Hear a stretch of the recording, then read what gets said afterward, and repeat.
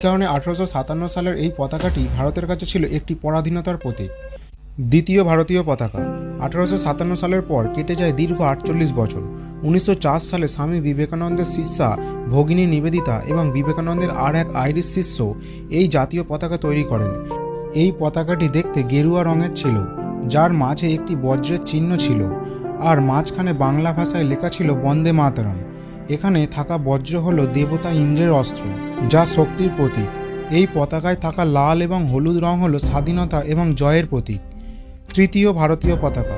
1906 সালে ভগিনী নিবেদিতার তৈরি জাতীয় পতাকা থেকে উদ্বুদ্ধ হয়ে আরও একটি পতাকা তৈরি করা হয়। এটি ছিল ভারতের প্রথম তিরঙ্গা পতাকা, যার উপরের অংশে ছিল গাঢ় নীল রং এবং তার উপরে 8টি তারা।